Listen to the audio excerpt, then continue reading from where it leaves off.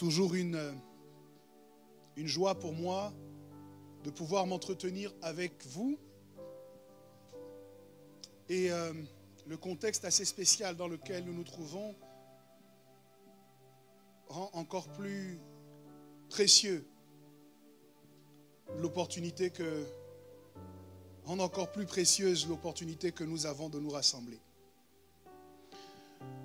Je veux adresser une salutation particulière à tous ceux qui nous regardent à travers les réseaux sociaux. Nous vous aimons, vous nous manquez, et à nous revoir très bientôt. S'il vous arrive de considérer ce qui se passe actuellement dans le monde et que vous êtes comme moi,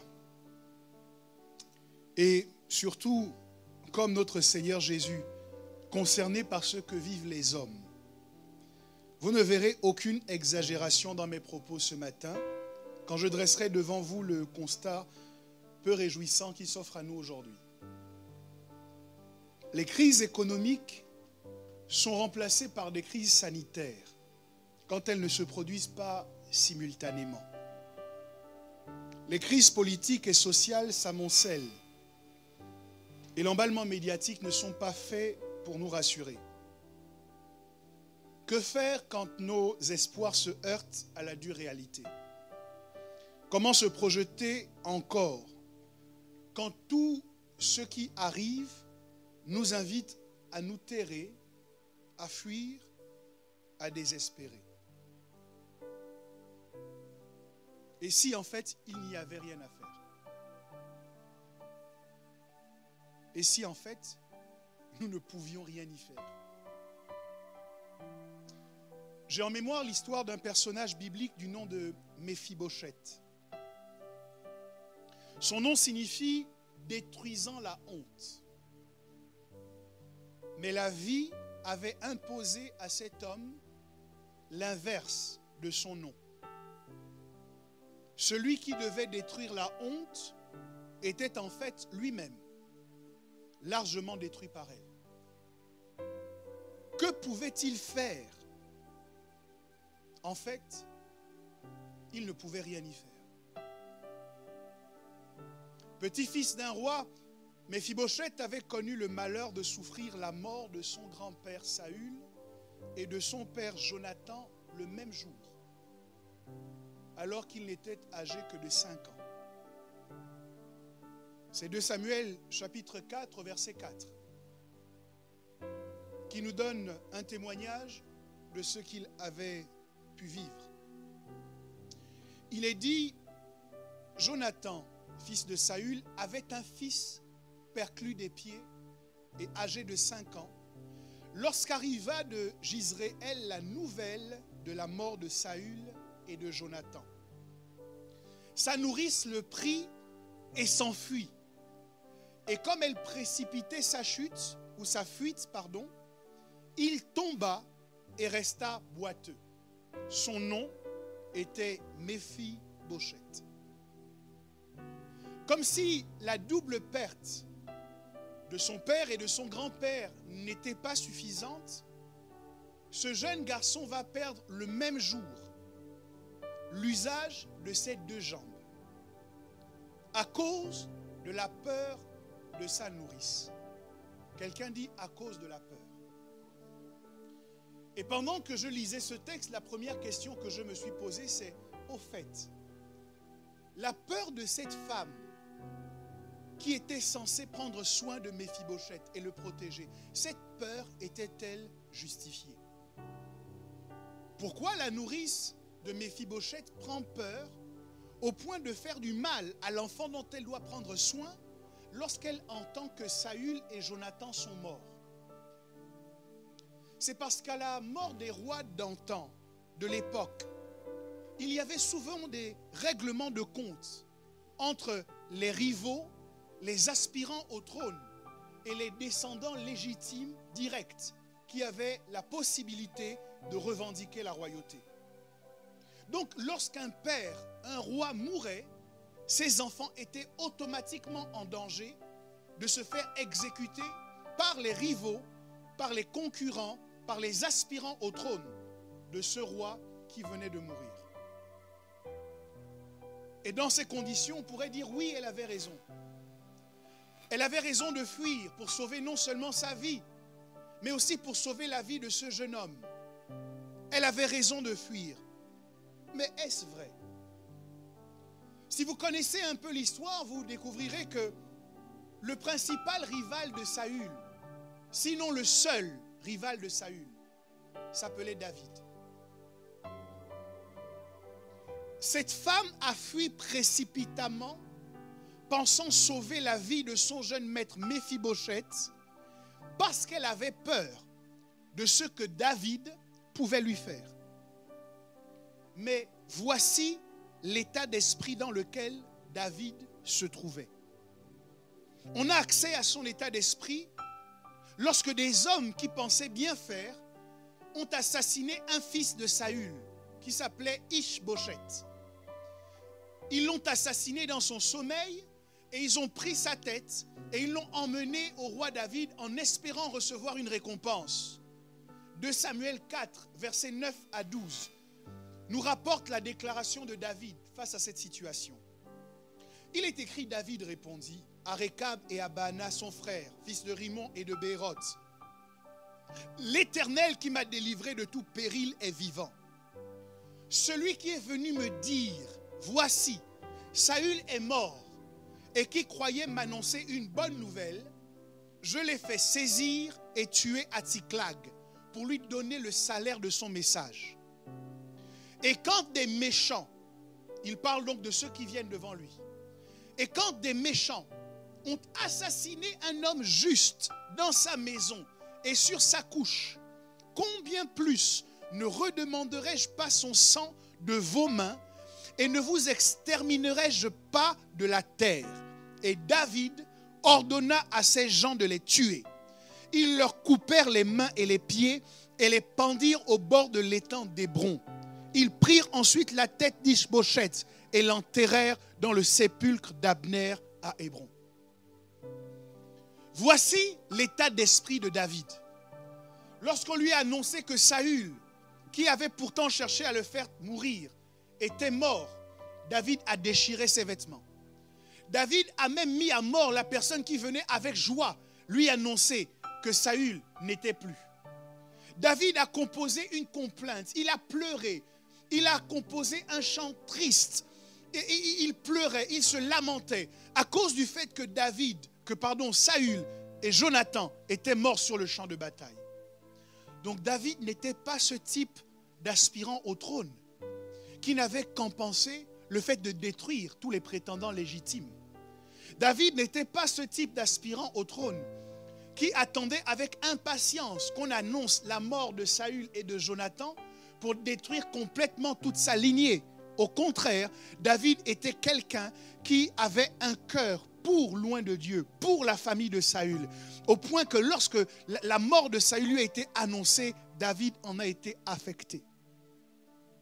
Une fois que vous avez cette information, regardez maintenant cette nourrice qui entend que Saül et Jonathan sont morts et qui a tellement peur de David qu'elle prend la fuite au point de faire du mal à Méphibosheth. Elle a peur de quelqu'un qu'elle ne devrait pas craindre. La peur de cette femme était totalement injustifiée. Mais même quand la peur est injustifiée, elle peut avoir des conséquences réelles. Même quand la peur n'est pas justifiée, elle peut avoir des conséquences graves. La peur, mes amis, peut nous emmener à poser des actes tellement inconsidérés qu'il nous emmène à empirer souvent la situation de départ au point de détruire ce que nous voulions protéger. Je veux nous parler à nous, enfants de Dieu, et je veux parler à tous ceux qui ne connaîtraient pas le Seigneur. La peur ne doit pas nous diriger. Dans les temps que nous traversons, la peur ne sera jamais une bonne conseillère. Elle nous poussera toujours à prendre les mauvaises décisions. Et quand bien même nous découvrirons après que cette peur était injustifiée, les conséquences de nos actes seront en face de nous et pourraient nous affecter pour longtemps. En tant que chrétiens, plus particulièrement, la peur ne doit pas nous diriger. Mais c'est la paix et la sérénité qui doivent nous habiter. Je crois que nous devons d'ailleurs en avoir suffisamment pour la partager à ceux qui nous entourent et qui en ont aujourd'hui grandement besoin. Quelqu'un dit à son voisin de ma part, n'aie pas peur. Ne te laisse pas conduire par la peur. Ne te laisse pas diriger par la peur. Ne te laisse pas inspirer par la peur. Je sais que le message que j'apporte aujourd'hui, beaucoup vont l'entendre à travers le contexte dans lequel nous nous trouvons. Mais il va bien au-delà de cela. Parce que la peur, ce n'est pas seulement maintenant que nous la ressentons. Et la peur, ce n'est pas seulement la peur de la contagion, ce n'est pas seulement la peur de la maladie. La peur, c'est aussi la peur d'entreprendre. La peur, c'est aussi la peur d'affirmer ce que Dieu nous dit. La peur, c'est aussi la peur de vivre en adéquation avec nos valeurs, avec nos principes. La peur, c'est aussi la crainte d'affirmer notre réelle identité. Hébreux chapitre 2, versets 14 à 15, nous dit ainsi donc, puisque les enfants participent au sang et à la chair, en parlant de Jésus, il y a également participé lui-même, afin que, par la mort, il anéantit celui qui a la puissance de la mort, c'est-à-dire le diable. Et qu'il délivra tous ceux qui, par crainte de la mort, étaient toute leur vie retenus dans la servitude. Tous ceux qui, par peur de la mort, étaient toute leur vie retenus dans la servitude. Tous ceux qui, parce qu'ils avaient peur de perdre quelque chose, étaient dans l'esclavage. Voyez-vous, la peur a le pouvoir de nous rendre esclaves. La peur a le pouvoir de nous enchaîner à des situations que nous n'aimons pas, que nous ne voulons plus vivre, que nous n'affectionnons pas. Mais nous restons dans ces situations parce que nous avons peur de ce que nous ne connaissons pas. Mon ami, sois délivré de la peur aujourd'hui. Souviens-toi que Jésus est venu sur la terre, non seulement pour te donner le salut, la vie éternelle, mais aussi pour te délivrer de la crainte de la mort qui te maintenait dans la servitude. Te délivrer de la crainte de la mort qui t'empêchait d'être qui tu es vraiment. De dire ce que tu dois dire, de faire ce que tu dois faire. Je crois que l'une des choses premières que Dieu enlève dans le cœur de ceux qui doivent le servir, c'est la peur. Vous ne pouvez pas imaginer que Moïse va se trouver devant Pharaon et qu'il va lui dire « Laisse mon peuple partir » et qu'il est motivé, mu par la peur. Non, il faut que Dieu ait enlevé cette peur, que Dieu ait mis un courage plus important, de la hardiesse à l'intérieur de lui pour qu'il se tienne devant des autorités et qu'il parle, ainsi dit le Seigneur. Il fallait que Paul ne craigne rien pour se trouver devant les différents tribunaux, devant les différents gouverneurs où on l'a traîné, devant César pour témoigner de Jésus-Christ. Il fallait que les apôtres soient immunisés contre la peur pour continuer à annoncer l'évangile, quand bien même on les menaçait de mort. Il fallait que les premiers chrétiens n'aient plus peur s'ils voulaient être de véritables témoins de Jésus. Et je pose une question à l'Église de 2020. Est-ce que nous avons vaincu la peur? Est-ce qu'à l'image des premiers chrétiens qui nous ont précédés, nous pouvons dire sans peur, Jésus est la solution au monde d'aujourd'hui. Jésus est la réponse aux problèmes qui se posent dans le monde aujourd'hui. Jésus est toujours la solution. Mes amis, même si son nom n'est pas à la mode dans les magazines, même si son nom n'est pas évoqué par les médias, il n'en demeure pas moins que Jésus reste éternellement le seul nom par lequel nous puissions être sauvés. Le seul nom qui a été donné au monde, aux hommes, pour qu'ils passent de la mort à la vie. Le seul qui intercède pour nous auprès du Père. Le seul qui a vaincu la mort et qui nous a acquis une place auprès de Dieu. C'est Jésus qui est la réponse. Je dis ce matin que Jésus est la réponse aux problèmes économiques. Je dis Jésus est la réponse aux problèmes sociaux. Jésus est la réponse aux difficultés sanitaires. Jésus est la réponse à tous les problèmes. Et j'encourage tous les hommes, quel qu'il soit, d'où qu'il soit, et toutes les femmes à se rassembler autour de Jésus. Car plus que jamais, nous avons besoin de Christ. Les scientifiques sont dépassés. Les savants ne savent plus où donner de la tête. Mais Jésus n'est jamais dépassé. La Bible dit, si mon peuple, sur qui est invoqué mon nom, s'humilie, prie et cherche ma face, s'il se détourne de ses mauvaises voies, je l'exaucerai des cieux. Je guérirai son pays. Nous avons besoin de Christ. Car il est la solution, il est la réponse. Quelqu'un dit avec moi, Jésus est la réponse. Cette femme avait peur. Et à cause de sa peur, elle a affecté durablement. Elle a empiré l'état de Méphibosheth. Mais pour en revenir à ce jeune homme dont je vous parle aujourd'hui, il m'est d'avis que plusieurs d'entre nous, en fait, nous pourrions nous identifier à Méphibosheth. Dans quelle mesure? Premièrement, l'évocation de son nom intervient au moment où son grand-père et son père meurent. Et vous savez qu'un père, contrairement à ce qu'on essaye de nous faire avaler aujourd'hui, un père, c'est important. Alors, je crois que quelqu'un allait me dire un bon amen. Je dis qu'un père est important, c'est essentiel. Dans la pensée de Dieu, pour qu'un enfant se développe correctement, il a besoin de son père et de sa mère. Vous ne pouvez pas corriger Dieu. Si Dieu estimait qu'il fallait uniquement à l'enfant une mère et qu'un arbre pouvait se substituer à l'image d'un père, Dieu aurait uniquement créé Ève et il n'aurait pas eu besoin d'Adam. Si Dieu a créé Adam et Ève, c'est parce que dans la pensée de Dieu, il faut un père, il faut une mère pour que l'enfant se développe correctement. Alors on m'explique, mais oui pasteur, il y a aujourd'hui beaucoup de familles monoparentales. Je n'en disconviens pas et je demande que Dieu les aide. Et j'ai de l'admiration pour toutes ces mères qui se battent seules pour élever leurs enfants. Et pour tous ces pères qui se battent seuls pour élever leurs enfants. Mais interviewez-les et ils vous diront, aucun d'entre eux ne vous dira que son état est un état enviable. Aucun d'entre eux ne vous dira qu'il faut vivre comme lui il est en train de vivre. Ils sont en train de se battre contre une situation difficile que l'on veut considérer désormais comme la norme. Méphibosheth, le même jour, a été privé de son grand-père et de son père. Or, l'importance d'un père est indéniable selon les Écritures. Un père est un repère.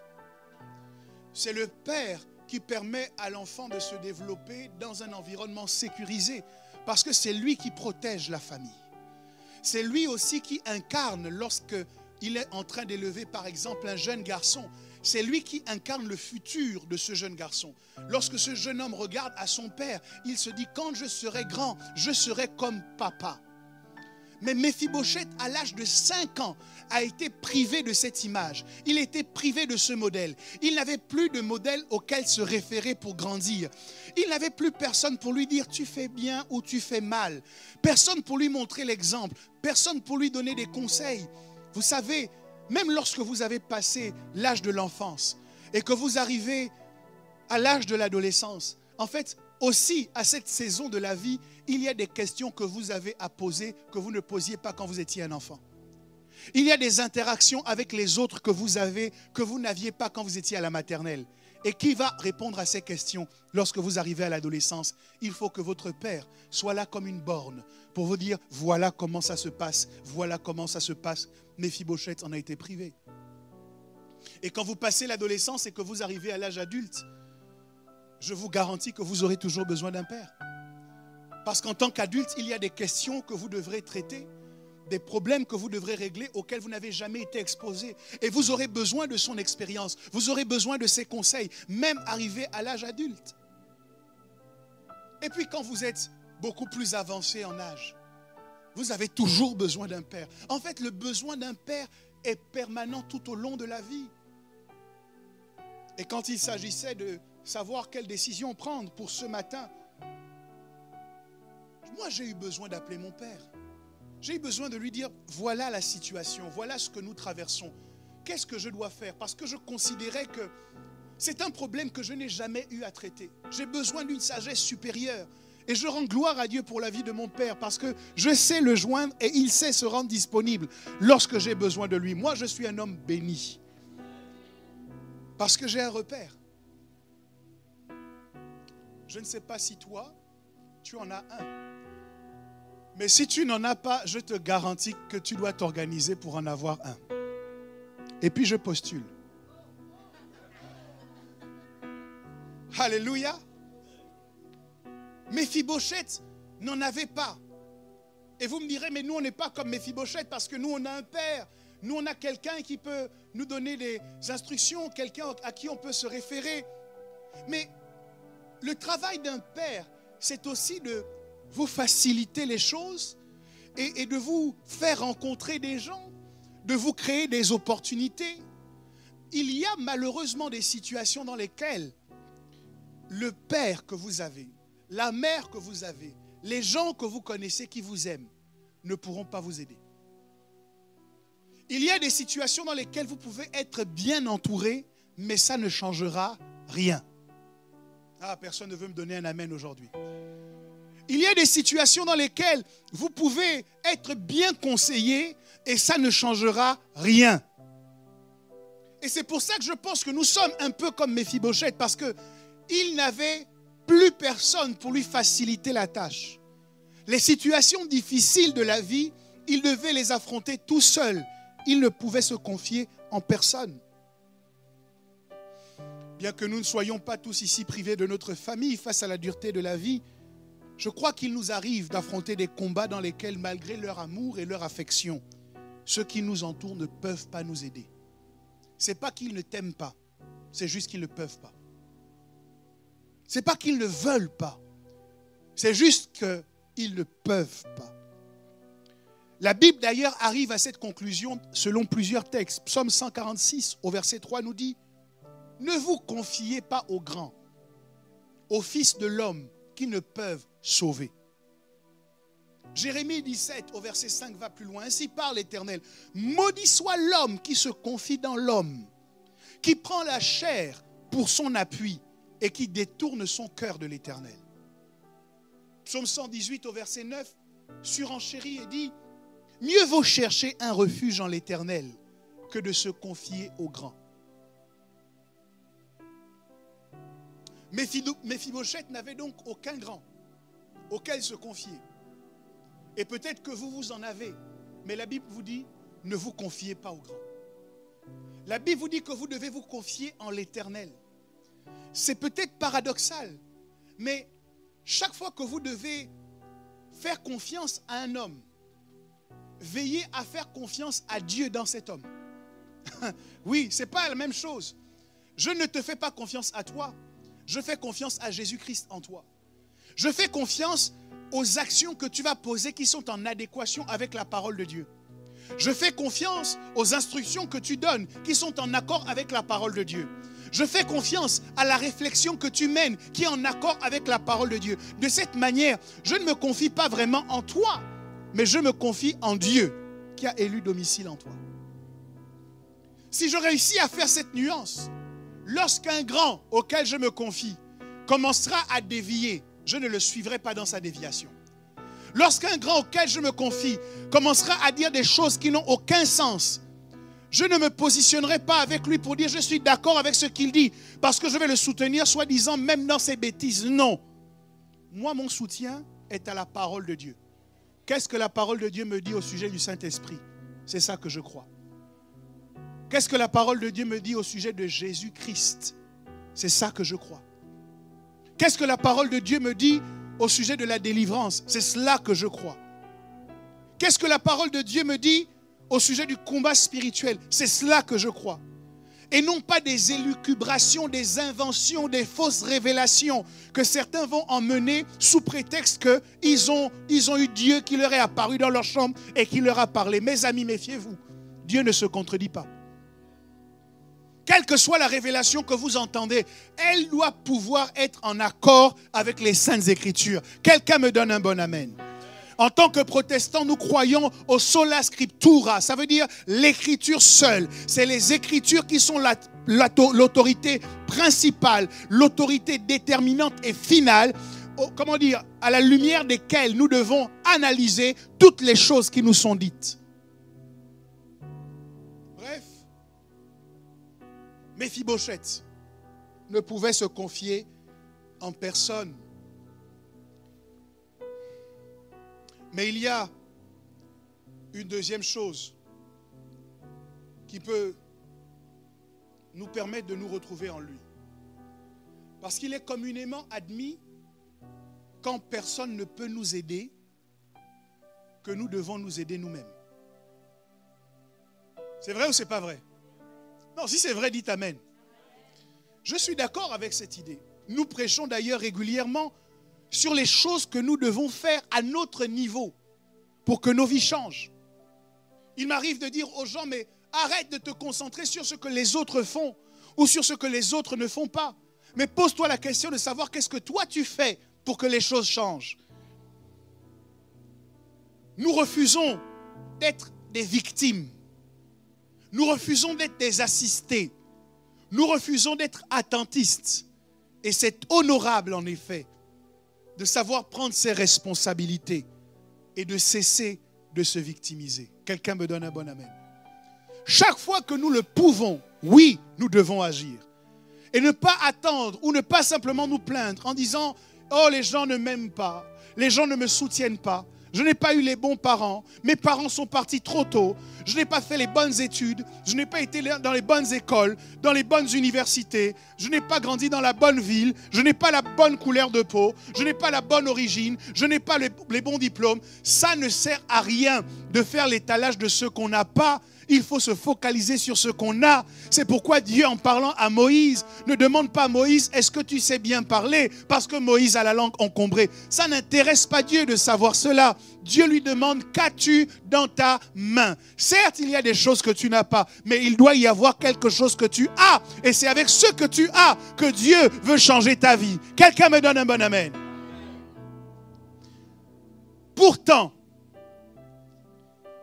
je crois sincèrement que même quand on est motivé, mobilisé, engagé, impliqué, positif, persévérant, qu'on a entendu les 10 clés pour changer de vie, qu'on a appliqué les 7 principes pour changer ta vie en jardin d'Éden, quand on a entendu ces messages, qu'on les met en pratique, il existe tout de même des cas de figure où toute notre mobilisation ne changera rien. Et vous ne me comprendrez que si vous vous êtes déjà senti impuissant. Y a-t-il quelqu'un qui s'est déjà senti impuissant face à une situation quelconque? Ces sensations sont la preuve que même quand on a le bon état d'esprit, même quand on a envie d'en découdre, ça ne suffit pas toujours. Ah, je crois que dans la majeure partie des cas, ça aide, ça change les choses, ça suffit. Mais il y a des situations dans lesquelles votre motivation ne changera rien. Ramener à la vie un proche qui nous a quittés trop tôt, ce n'est pas question de 10 clés, de 5 principes, de motivation, d'engagement et d'implication. On n'y peut rien. Sauf si Dieu choisit de le ramener à la vie ou de le ressusciter. Vous faites quoi quand on vous a licencié? Même si vous êtes motivé au cours de cet entretien de licenciement, votre motivation n'annulera pas la lettre. Même si vous êtes engagé, vous venez, vous dites au manager, je suis dynamique et motivé. Si la lettre de licenciement est signée, vous allez sortir de ce bureau en déposant votre badge. Ça ne changera rien. Ce n'est plus le moment dans le bureau d'appliquer les 10 clés ou les 5 principes pour changer ta carrière professionnelle. Là, tu es viré. Ça ne changera rien. Que faire quand l'homme de votre vie ou la femme de votre vie, soudainement touché par une logique de folie, choisit d'envoyer balader tout ce que vous avez construit. Pendant 3 ans, pendant 5 ans, pendant 15 ans, pendant 20 ans. Il y a des gens qui peuvent divorcer après 30 ans de vie. Et nous sommes parfois embêtés, souvent embêtés en tant que pasteur. Parce que la personne qui vient nous voir, c'est la personne qui veut arranger les choses. Et le problème n'est pas lié à la personne qui veut arranger les choses. Le problème est lié à la personne qui ne veut pas que les choses s'arrangent. Vous faites quoi dans ces conditions? Vous pouvez pleurer, supplier, menacer. J'appelle ma mère, j'appelle mes parents.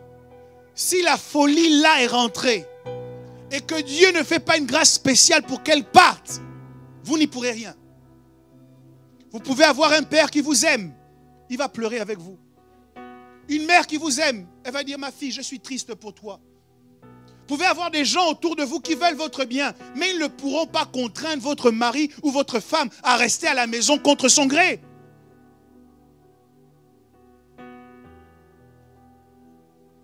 Vous auriez été bien embêté si vous n'aviez pour seule prédication que les 10 clés et les 5 principes et que vous aviez l'opportunité de prêcher à Méphibosheth. Parce que je crois que Méphibosheth aurait aimé changer les choses. En plus d'avoir perdu ses pères et ses repères, son problème, c'est qu'il était également privé de sa mobilité. À une époque où toutes les avancées sociales, technologiques n'existaient pas encore, son état ne lui laissait que peu d'espoir. Si quelqu'un avait prêché avec passion, avec engagement à Méphibosheth en lui disant « Bouge-toi », Méphibosheth, au lieu de dire « Amen », aurait crié « Je ne peux pas ». Vous lui aurez dit, Méphibosheth, tu dois te bouger. Il aurait dit, d'accord, mais je ne peux pas bouger. Vous auriez vu le paralytique à la piscine de Bethesda. Au moment où les eaux sont agitées, vous lui auriez dit, mais plonge. Il vous aurait dit, je ne peux pas plonger. Ce n'est pas la motivation qui me manque, je suis là depuis 38 ans. Ce n'est pas les 10 clés, les 5 principes qui me manquent. J'ai vu beaucoup de témoignages. Je crois que ces eaux, lorsqu'elles sont agitées, permettent de recevoir le miracle. Sauf que je ne peux pas changer les choses.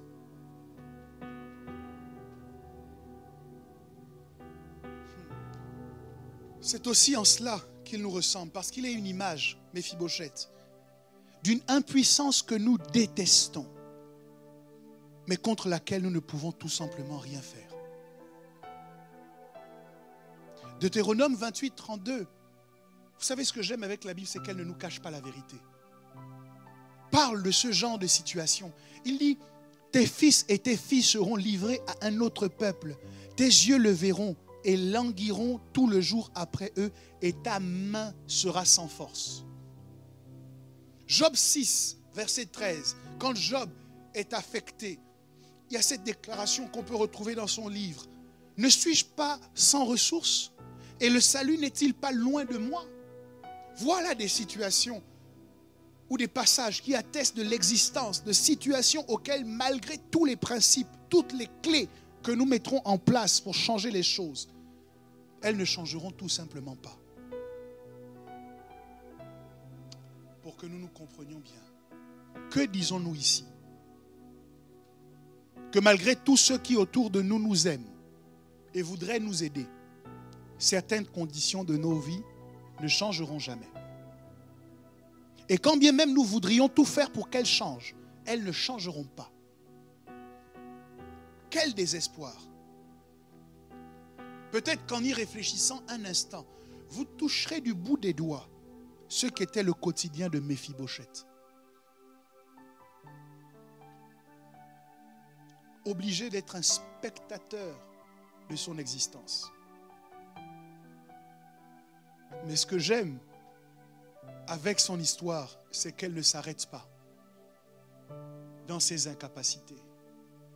Elle ne s'arrête pas à son impuissance. Et c'est en voyant comment sa vie a changé que je peux voir une lueur d'espoir pour toutes ces situations que nous affrontons et qui sont récalcitrantes au changement. C'est peut-être un problème de caractère contre lequel tu te bats depuis des années et ça ne bouge pas.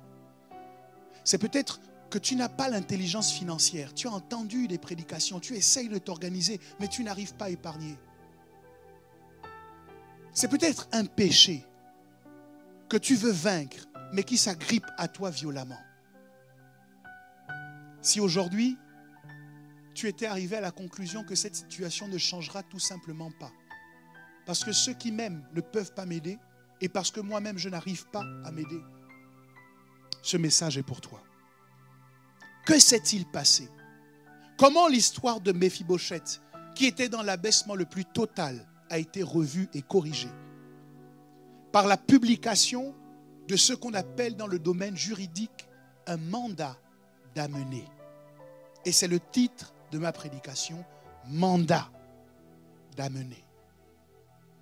Un mandat d'amener est un ordre donné par un juge d'instruction aux forces de l'ordre, police ou gendarmerie, afin que celles-ci conduisent immédiatement une personne mise en examen devant lui, y compris par la contrainte si celle-ci s'avère nécessaire.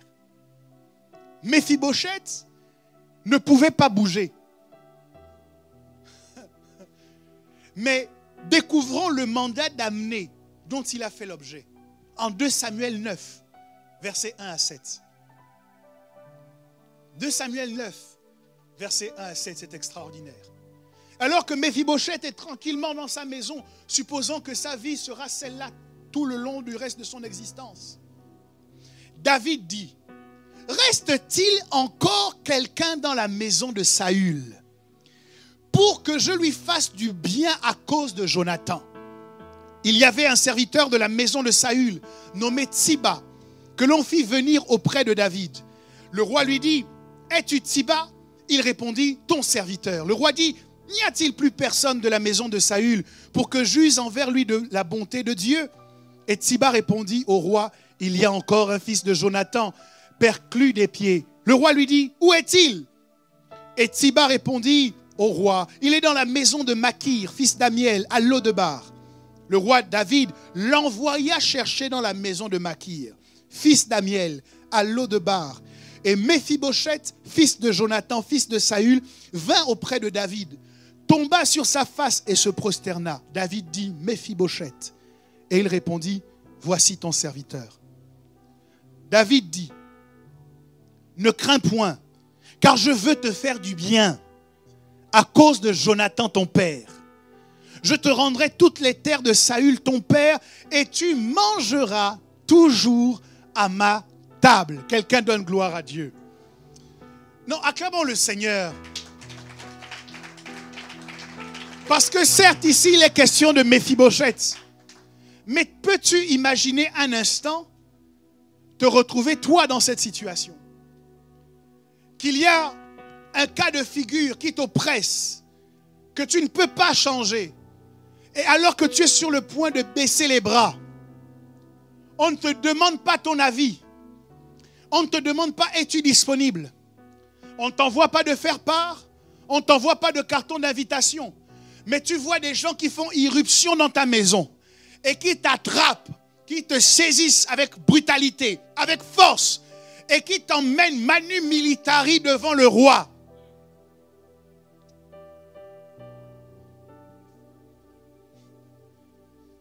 Et alors que tu arrives devant le roi de cette manière, tu as peur.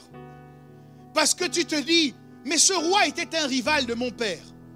Il est possible qu'il me fasse venir à lui pour me tuer. Qu'est-ce que j'ai fait? C'est pour ça que Méphibosheth arrive et il se prosterne. Il a peur. Et que David est obligé de lui rassurer, de le rassurer en disant, n'aie pas peur. Parce que je veux te faire du bien. Dans le monde, quand on parle d'un mandat d'amener, c'est généralement pour qu'on nous juge. Le juge doit nous juger parce que la situation qu'on lui a rapportée est trop grave. Et il donne donc l'ordre qu'on nous emmène à lui pour prononcer sa sentence. Mais j'ai compris que Dieu aussi utilise des mandats d'amener. Qu'il y a des endroits où tu ne pensais pas te rendre un jour. Tu n'avais pas imaginé un jour que tu allais manger à la table des rois. Tu n'avais pas imaginé un jour que toi aussi, tu serais considéré comme un leader dans ton entreprise. Tu n'avais pas considéré certains avantages comme possibles ou plausibles pour toi. Et puis, à un moment donné, Dieu donne un ordre. Il publie un mandat d'amener. Et à l'insu de ton plein gré, alors que tu n'avais jamais pensé à ça, tu te retrouves dans des conditions radicalement différentes de celles que tu as connues jusque-là. Parce qu'à un moment donné, Dieu est tellement fatigué de ton histoire qu'il veut t'imposer sa bénédiction. Que tu veuilles, que tu ne veuilles pas, je dis ce matin, tu seras béni cette année. Que tu sois d'accord ou pas d'accord, il y a des avancées qui vont se matérialiser à l'insu de ton plein gré. Dieu est fatigué de te demander la permission. Il a décidé de publier un mandat d'amener pour quelqu'un qui m'entend aujourd'hui. Je ne sais pas à qui je suis en train de parler, mais cette situation que tu endures, tu ne l'endureras plus pour très longtemps, parce qu'il y a un mouvement que Dieu a provoqué pour que tu sois forcé de te déplacer et que tu arrives au devant de lui afin qu'il prononce de bonnes paroles te concernant. N'avez-vous jamais remarqué qu'il y a des situations qui nous obligent à chercher la face de Dieu? N'avez-vous jamais remarqué qu'il y a des situations, des feux qui s'allument, qui font qu'on est obligé de fuir une situation pour aller trouver le Seigneur, pour aller nous réfugier auprès de lui? Vous n'avez jamais remarqué cela? Mais toutes ces situations que nous regardons comme des jugements de Dieu sont en fait des militaires que Dieu a envoyés. En disant, mon fils est trop loin de moi. Suscitons des circonstances pour qu'il soit obligé de se rapprocher de moi. Parce qu'il y a une bénédiction que je veux proclamer sur sa vie. Mais ce type de bénédiction ne se proclame pas au téléphone. Elle ne se proclame pas de loin. C'est le genre de bénédiction qui se proclame seulement quand on est proche. Il y a quelqu'un ce matin qui m'écoute. Et tu n'étais peut-être pas au courant, mais je suis venu t'annoncer de la part du Seigneur que dans le ciel, il y a un mandat d'amener qui a été publié te concernant. Tu n'es peut-être pas au courant, mais les anges sont au courant. Tu n'es peut-être pas au courant, mais même les démons et le diable sont au courant. Ils savent que tu es une personne, on a marqué on a présenté, on a fait une affiche avec ton visage au ciel et on a marqué Wanted, doit se présenter devant le roi des rois en urgence. Et lorsque nous entendons que Dieu nous appelle, que Dieu nous cherche, que Dieu veut qu'on s'approche de lui, en règle générale, nous avons peur. Parce que notre situation est trop critique. Parce que le péché que nous avons commis est trop grave. Le réflexe de l'homme quand il pêche, ce n'est pas de chercher refuge auprès de Dieu, c'est de s'en éloigner.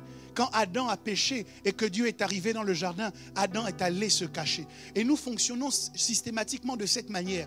Pendant que Dieu est en train de nous dire, cherche davantage ma face, rentre davantage dans le lieu secret, nous essayons de fuir sa présence. Parce que nous nous disons, quand je vais rentrer dans sa présence, avec les mains pleines de sang, avec le cœur plein de rancune, avec le mal que j'ai commis, je vais me sentir encore plus coupable. Et les gens vous disent, non, je viendrai à l'église quand je serai prêt. Je veux d'abord mettre de l'ordre dans ma vie. Je viendrai à l'église quand je serai sorti de la situation dans laquelle je me trouve. Mais le roi n'a pas attendu que Méphibosheth soit guéri pour que Méphibosheth vienne. Il a demandé qu'on amène Méphibosheth en l'état. Je ne sais pas s'il y avait des aides-soignantes à l'époque qui s'occupaient de la toilette de Méphibosheth. Je ne sais pas comment il faisait pour s'habiller, pour se parer, étant perclus des deux jambes. Mais ce que je sais, c'est que quand le roi a dit emmenez-le, on est allé. On n'a pas cherché à savoir est-ce qu'il s'était lavé l'année dernière. Est-ce qu'il s'était lavé la semaine dernière? Est-ce qu'il avait de beaux habits? On l'a attrapé et on l'a emmené. J'essaie de dire à quelqu'un que Dieu n'attend pas que tu sois parfait pour que tu t'approches de lui. Dieu n'attend pas que tu sois sans péché pour que tu t'approches de lui. Dieu n'attend pas que tu sois, que tu aies réussi à relever tous les défis ou que toi-même tu estimes que tu es maintenant à la hauteur, que toi-même tu te sens digne pour que tu t'approches de lui. Dieu te dit, viens à moi tel que tu es. C'est à moi qu'appartient la responsabilité de te transformer. C'est moi qui ai les moyens de te changer. C'est moi qui ai les moyens de changer ton histoire. Ne me donne plus de fausses raisons, de faux motifs pour rester loin de moi, mais approche-toi. Et Dieu ne veut pas que tu t'approches de lui pour te juger. Quand David demande qu'on lui emmène Méphibosheth, ce n'est pas avec l'accord de ce dernier. C'est un déplacement qui lui est imposé. Mais lorsqu'il arrive devant le roi, où il était contraint, malgré lui, il vient pour rencontrer celui qui va lui faire du bien.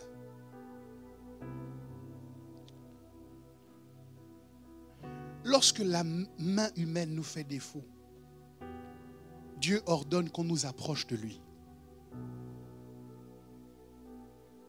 Et alors nous venons tout tremblants devant le roi, supposant qu'il nous détruira. Au contraire, il veut nous faire du bien. Je vois Dieu faire du bien à quelqu'un qui était désespéré ce matin. Oui, oui. Je vois Dieu faire du bien à quelqu'un qui était désemparé ce matin. Tu ne savais comment surmonter cette montagne, comment vaincre ce géant. Tu t'es battu pendant longtemps, tu as essayé pendant longtemps et la situation est récalcitrante. Mais je proclame prophétiquement aujourd'hui que Dieu a déclaré qu'on te fasse approcher de sa face. Et tu ne peux pas arriver dans la présence de Dieu et repartir tel que tu es venu. Lorsque Moïse a rencontré le Seigneur sur la montagne, qu'il a passé du temps dans sa présence et qu'il en est sorti, son visage était rayonnant de gloire. Le même Moïse qui était contesté, le même Moïse qui était vilipendé, lorsqu'il est rentré et qu'il est sorti de la présence de Dieu, les gens qui le concurrençaient, les gens qui se pensaient ses rivaux, ne pouvaient même plus le regarder en face. Le temps que tu vas passer dans la présence de Dieu va faire que les problèmes que tu as laissés avant d'y entrer ne pourront même plus te regarder en face. Ils ne pourront plus s'imposer à ta vie. Cette situation ne te regardera plus en face parce que tu te lèves et que tu brilles, parce que la gloire de l'Éternel se lève sur toi. Alléluia. Dieu, mes amis, vous demande de changer vos pensées. Il n'est pas en train de réfléchir à la punition qu'il va vous faire subir. Non. Dieu ne réfléchit pas au malheur qu'il va envoyer contre nous, mais bien au contraire. Il réfléchit au bien qu'il va nous faire. Quand David publie le mandat d'amener, il dit que je lui fasse du bien, que j'exerce envers lui la bonté de Dieu. Donc Dieu ne réfléchit pas à combien nous l'avons déçu, à combien nous n'avons pas été à la hauteur, à comment il va nous corriger, nous frapper. Mais ce à quoi Dieu réfléchit, c'est au bien qu'il va nous faire. Il ne pense pas aux reproches qu'il va nous adresser, à la culpabilité qu'il va nous faire ressentir ou à la condamnation que nous allons éprouver dans sa présence. Il pense au bien qu'il va nous faire. Et c'est pour ça qu'il dit « amenez-le-moi ». Il y a une autre attestation de cette façon que Dieu a parfois d'agir, que l'on retrouve cette fois-ci dans le Nouveau Testament. En Luc chapitre 14, versets 16 à 23, Jésus nous parle d'une histoire. Jésus lui répondit, un homme donna un grand souper et il invita beaucoup de gens. À l'heure du souper, il envoya son serviteur dire aux conviés, venez, car tout est déjà prêt. Mais tous unanimement se mirent à s'excuser. Le premier lui dit, j'ai acheté un champ et je suis obligé d'aller le voir. C'est à l'heure du souper. J'ai acheté un champ et je suis obligé d'aller le voir. Excuse-moi, je te prie. Un autre dit, j'ai acheté 5 paires de bœufs et je vais les essayer à l'heure du souper.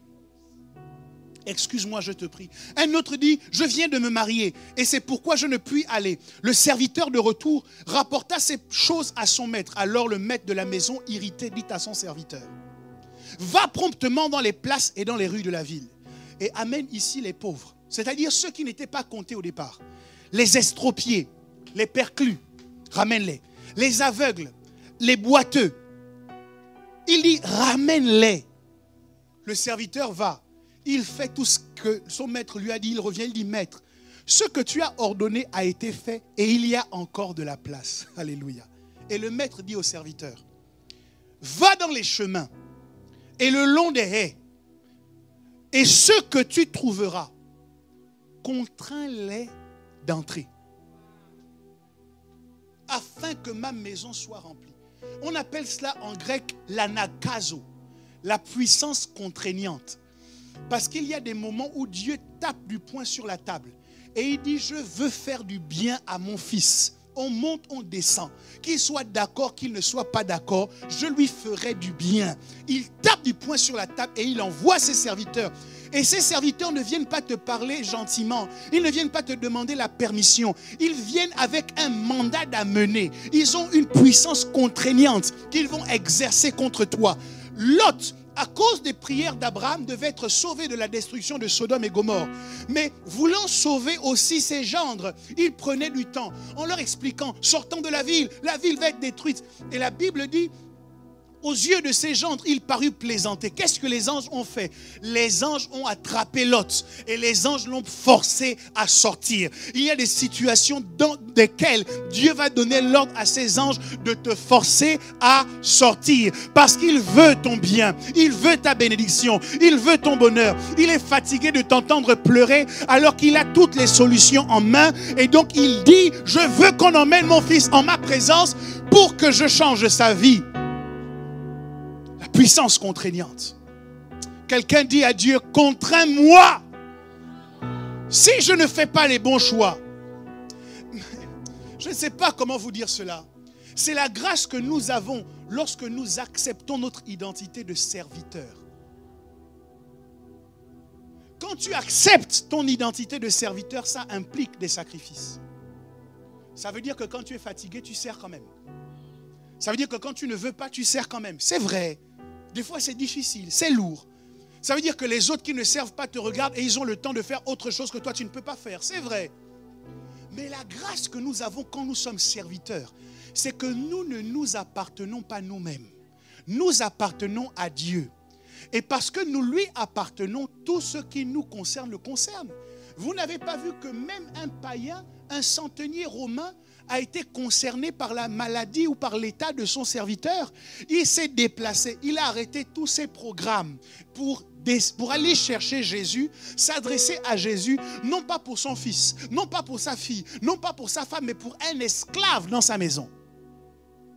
Si le centenier romain a été aussi concerné par son serviteur, à combien plus forte raison Dieu est concerné par ceux qui acceptent d'être à son service.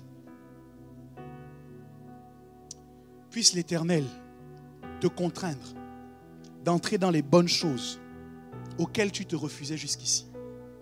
Puisse Adonai te contraindre à vivre sa gloire, même lorsque tu pensais devoir t'en priver. Que les bénédictions de Yahvé Jireh arrivent dans ta vie sans attendre ton carton d'invitation, mais qu'elles fassent irruption dans ta vie au nom de Jésus. Quelqu'un me donne amen. Mais toutes ces choses, ces bonnes choses que Méphibosheth a expérimentées,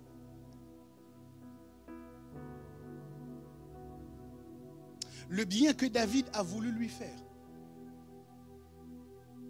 ce n'était pas à cause de son éloquence, ni de son élégance, ni de son excellence, ni de sa prestance, encore moins de sa persévérance, même pas de sa persistance. David voulait lui faire du bien à cause de Jonathan. Méphibosheth n'a rien fait. Jonathan avait tout fait. Jonathan est certes mort quand Méphibosheth avait 5 ans. Mais il avait, pendant sa vie sur la terre, posé des actes qui assureraient qu'un jour, on allait prendre soin de son fils. Nous, mes amis, nous n'avons rien fait pour que le roi nous appelle dans sa présence, pour qu'il prépare des places à sa table pour nous. Nous n'avons rien fait. Ce n'est pas à cause de nos mérites, de nos capacités, de nos compétences, mais c'est à cause de Jésus. À cause de Jésus, aujourd'hui, nous sommes reconnus sans péché. Grâce à Jésus, Aujourd'hui, nous sommes totalement justifiés. Grâce à Jésus, nous sommes sanctifiés. Comme en témoigne Romains 8, 29 à 30 qui dit « Car ceux qu'il a connus d'avance, il les a aussi prédestinés à être semblables à l'image de son Fils, afin que son Fils fût le premier-né entre plusieurs frères. Et ceux qu'il a prédestinés, il les a aussi appelés. Et ceux qu'il a appelés, il les a aussi justifiés. Et ceux qu'il a justifiés, il les a aussi glorifiés. » Ce n'est pas toi. Tu es passif dans l'affaire. C'est lui qui fait tout. Donc tu ne peux pas être rempli d'orgueil parce que ta vie s'améliore. Ce n'est pas toi, c'est grâce à Jésus. Ce n'est pas grâce à toi et à ton intelligence que tu travailles, que tu gagnes de l'argent, que tu as un bon poste. Beaucoup de gens sont plus intelligents que toi, mais ils sont alités. Ce n'est pas grâce à toi, c'est à cause de Jésus. Tu n'es pas meilleur que les femmes qui se prostituent. Tu n'es pas meilleur que les hommes qui se droguent. Mais c'est à cause de ce que Jésus a fait sur la croix du Calvaire qu'aujourd'hui, toi et moi, nous pouvons être appelés enfants de Dieu. Toi et moi, nous n'avions pas la force de changer notre vie.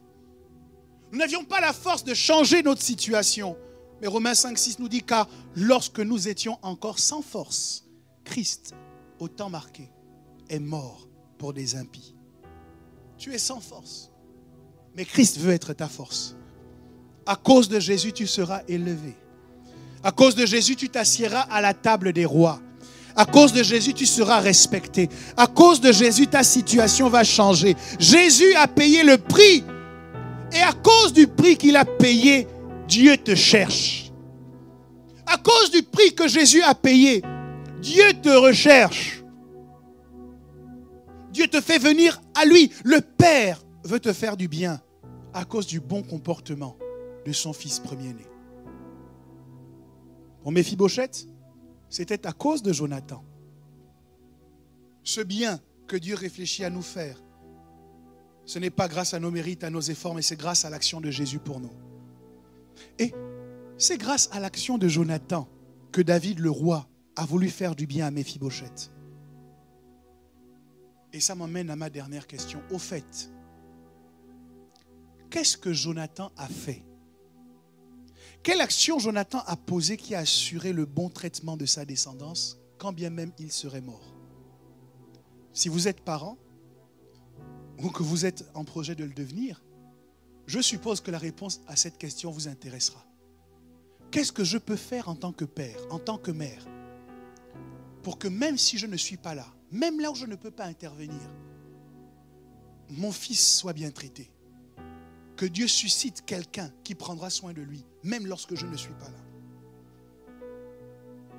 Tout parent voudrait connaître ce secret, cet acte que l'on peut poser de son vivant, qui constitue un héritage inaltérable pour ceux qui nous suivront. Et je veux vous dire ici, qu'est-ce que Jonathan a fait? Ça peut se dire en une phrase. Pour le savoir, il faut savoir qui est Jonathan. Jonathan est fils du roi Saül. Jonathan est donc un prince en Israël. C'est même le prince d'Israël. Selon les règles en vigueur dans une royauté, lorsque Saül va mourir, celui qui prendra la couronne, normalement, c'est Jonathan. Parce que la couronne se transmet de père en fils. Et qu'est-ce que Jonathan a fait? Lui qui était éligible ou qui avait le droit légitime de revendiquer la couronne. Lorsqu'il a vu David arriver, qu'il a observé spirituellement David, il a discerné que le choix de Dieu pour la royauté en Israël se portait sur David. C'est une chose de savoir ce que Dieu veut. C'est une chose aussi de travailler à ce que Dieu veut. Quand Jonathan s'est rendu compte que le roi, selon le cœur de Dieu, c'était David, Jonathan a renoncé à la couronne.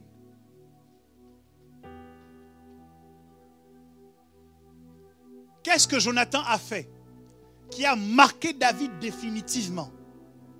Jonathan a renoncé à la couronne. Qu'est-ce que Jonathan a fait pour que Méphibosheth soit bien traité même quand il serait mort? Jonathan a renoncé à la couronne. 1 Samuel 23, versets 16 à 18. Ce fut alors que Jonathan, fils de Saül, se leva et alla vers David dans la forêt. Il fortifia sa confiance en Dieu et lui dit: ne crains rien, car la main de Saül, mon père, ne t'atteindra pas. Tu régneras sur Israël. Et moi, je serai au second près de toi. Au second rang près de toi. Saül, mon père, le sait bien aussi. Ils firent tous deux alliance devant l'Éternel. Et David resta dans la forêt et Jonathan s'en alla chez lui. Prince de son état, héritier légitime du trône, qui va s'entretenir avec un vulgaire berger qui sort de sa brousse. Il n'a pas son niveau d'élocution, pas son niveau d'érudition, pas son niveau d'éducation, mais il lui dit: c'est toi qui régneras. Waouh! Jonathan n'est pas célèbre à cause de sa vaillance au combat. Jonathan n'est pas célèbre aujourd'hui parce qu'il a régné et qu'il a bien régné sur Israël. Jonathan est célèbre parce qu'il a accepté de donner sa couronne, de renoncer à son droit à la couronne en faveur de David. Et curieusement, quand je lis ma Bible, je me rends compte qu'il n'est pas le seul à l'avoir fait. Apocalypse chapitre 4 au verset 10 nous dit qu'il y a autour du trône de Dieu 24 vieillards. Et le travail des 24 vieillards, à chaque instant, les 24 vieillards se prosternent devant celui qui est assis sur le trône. Et ils adorent celui qui vit au siècle des siècles. Et ils jettent leur couronne devant le trône, en disant: tu es digne, notre Seigneur et notre Dieu, de recevoir la gloire et l'honneur et la puissance, car tu as créé toutes choses, et c'est par ta volonté qu'elles existent et qu'elles ont été créées. Donc quand Jonathan prend sa couronne et qu'il la jette, il s'identifie, il fait à peu près sur la terre ce que les 24 vieillards font, qu'ils prennent leur couronne et qu'ils la jettent aux pieds du roi des rois, du Seigneur des seigneurs.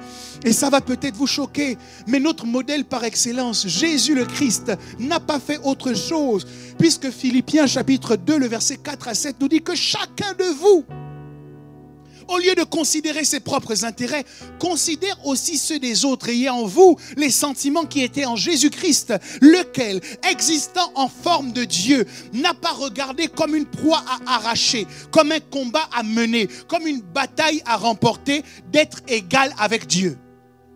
Mais il s'est dépouillé lui-même, en prenant une forme de serviteur, en devenant semblable aux hommes et ayant paru comme un simple homme, ce qu'on appelle la kénose.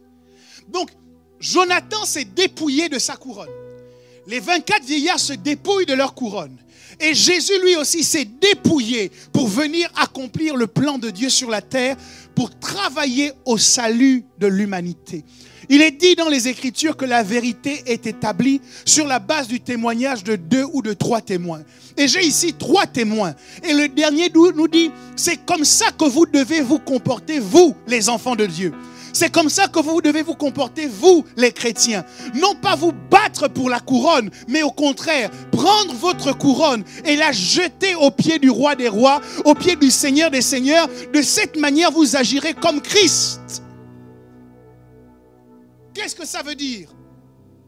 Renoncer à la couronne, c'est renoncer à la possibilité d'accomplir sa propre volonté.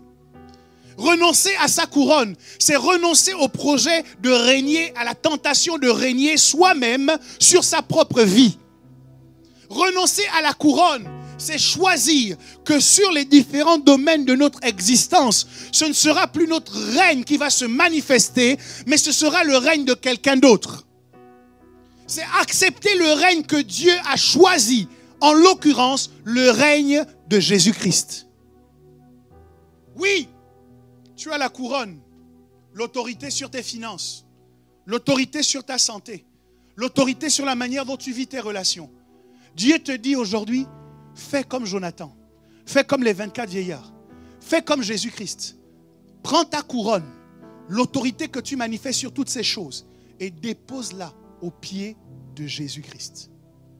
Laisse Jésus régner sur tes finances. Laisse Jésus régner sur ton projet professionnel.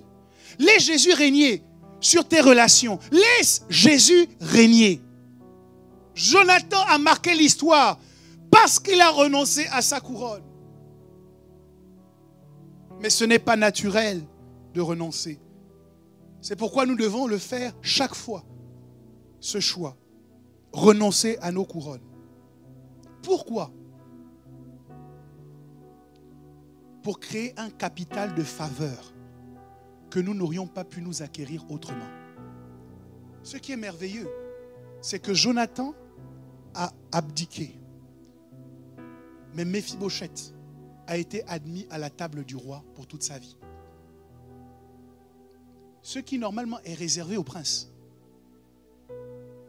Ce qui est extraordinaire, c'est que les 24 vieillards jettent leur couronne. Mais on nous dit, après ça, ils ont encore une autre couronne à jeter. Ce n'est pas une couronne qu'ils ont jetée il y a 2000 ans. C'est-à-dire, leur travail, c'est de jeter leur couronne. Donc, quel est le processus qui se passe au ciel? C'est que quand ils jettent leur couronne, Dieu lui-même leur redonne une autre couronne. Ils prennent cette couronne et ils la jettent et Dieu leur redonne une nouvelle couronne. C'est-à-dire que leur tête ne manque jamais de couronne parce qu'ils font le choix de jeter leur couronne aux pieds de Dieu. Et c'est parce que Jésus s'est dépouillé que la Bible nous dit c'est pourquoi Dieu l'a souverainement élevé et lui a donné le nom qui est au-dessus de tous les noms, afin que sur la terre, dans le ciel et sur la terre, tout genou fléchisse et toute langue confesse que Jésus-Christ est Seigneur. C'est parce que Jésus a accepté de se dépouiller qu'il peut dire ensuite à Dieu, glorifie-moi de la gloire que j'avais auprès de toi lorsque j'étais dans ton royaume, lorsque j'étais dans l'éternité. Et que Dieu n'a aucune difficulté à le ressusciter des morts, à le faire asseoir à sa droite. Dieu n'a pas de problème à permettre à ceux qui jettent leur couronne d'en obtenir de nouvelles.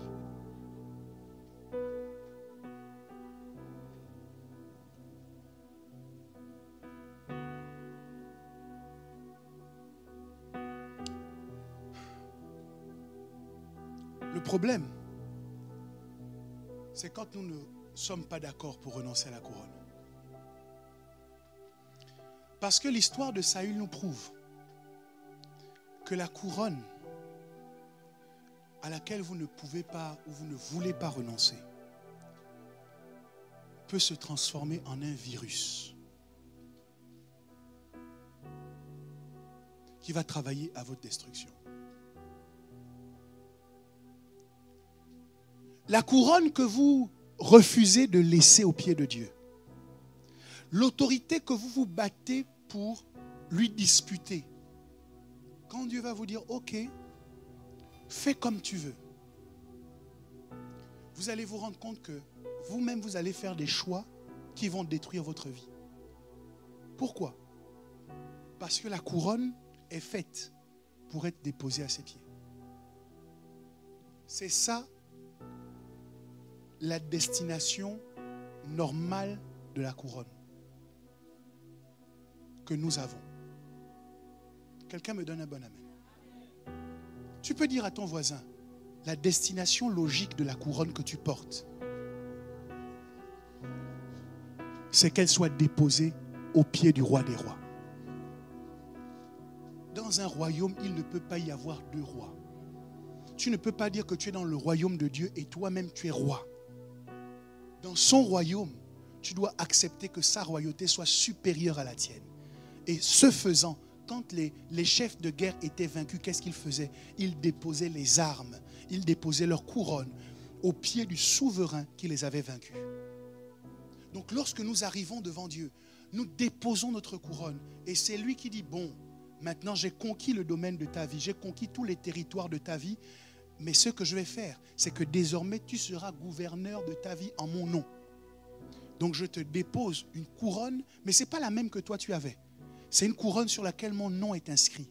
C'est une couronne sur laquelle mon autorité est inscrite. Je la dépose sur ta tête, afin que désormais tu assumes ces responsabilités, mais pas selon ta volonté, selon mes principes, selon mes valeurs. Toutes les couronnes que vous gardez vont se transformer en un virus.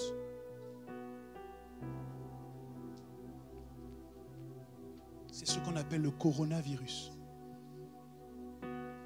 Parce que corona veut dire couronne. Et la particularité de ce virus, c'est que ce virus a comme une couronne. Et ce que je vais dire va certainement déranger les gens. Mais le problème de nos économies et de nos sociétés, c'est que nous avons trop longtemps refusé de déposer la couronne au pied de Jésus-Christ. Et que ces couronnes sont en train de se transformer en virus. Vous n'avez pas remarqué qu'à cause d'une simple bactérie, c'est comme si on a mis pause sur l'économie mondiale. À cause d'un simple virus, tout le monde doit se calfeutrer. Dieu est en train de nous dire, vous dites que vous maîtrisez. Vous dites que vous êtes fort. Vous dites que vous avez des armées. Utilisez maintenant vos armées.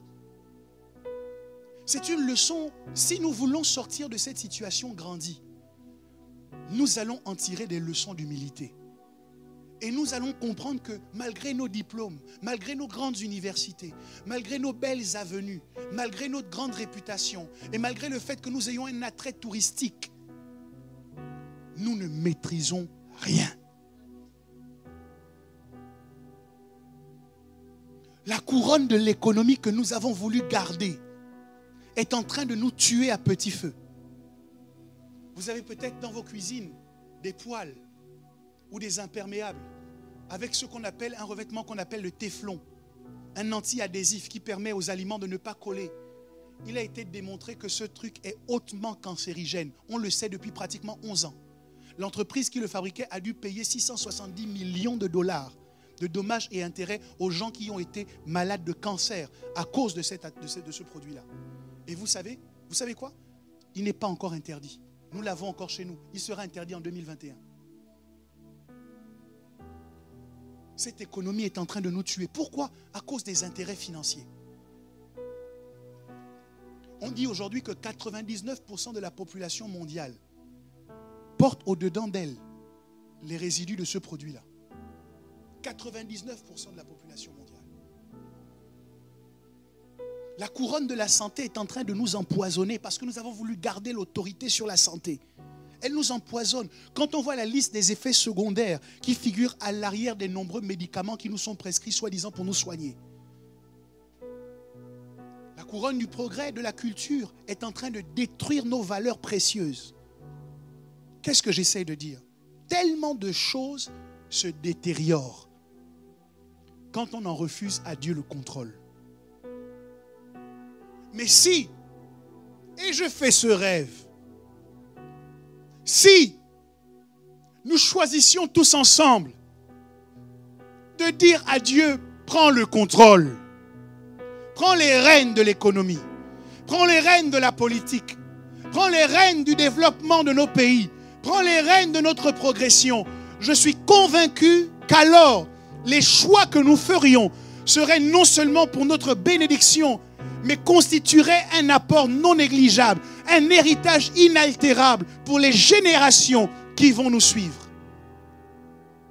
Une chose à faire, et une seule chose, remettons à Dieu la couronne.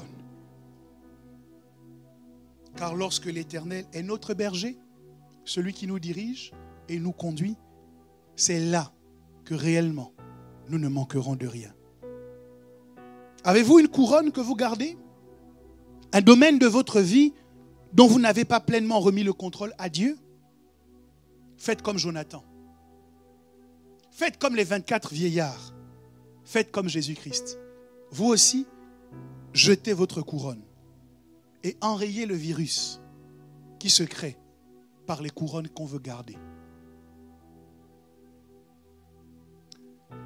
Pouvons-nous nous tenir debout et nous allons prier?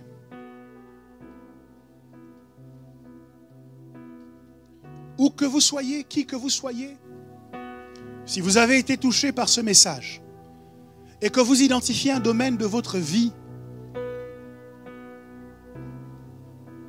dont vous avez gardé l'autorité,